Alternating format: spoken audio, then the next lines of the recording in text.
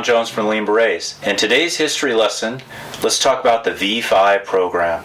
The V5 program was part of the U.S. Navy preparation program for aviation pilots in the World War II era.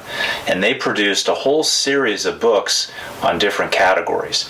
And the fitness programming of the V5 was really, really high quality.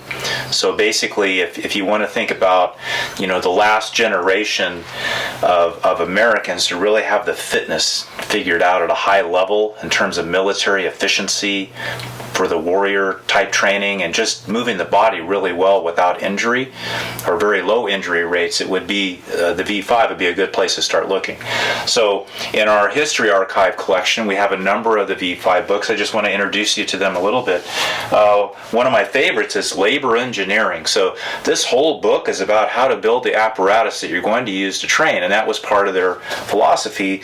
The men would not only use the equipment, but they would build the equipment. And in the act of building the equipment, of course, they learned a lot about discipline and following directions and what have you. But this whole book is just full of step-by-step directions and measurements on how to build all those scaling walls and all the amazing things that they did to prepare for some difficult tasks in the World War II era. Another book they had is on football. So here's a whole book on U.S. Navy football, basically.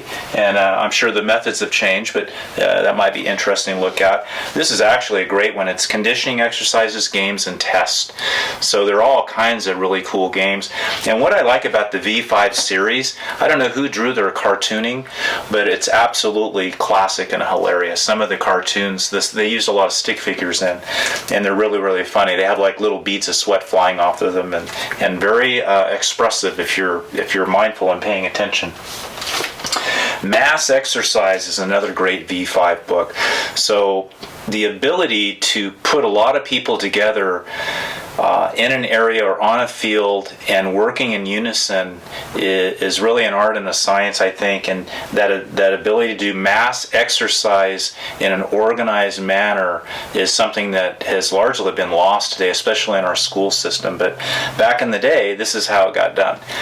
You can't put hundreds of people on a field and not have some kind of way to organize them, and if not, things won't go well. Here's a whole book on swimming, and remember, warfare swimming might have been a little bit different. There's some combative type elements involved if you get into the military type swimming programs, but this whole book is on swimming.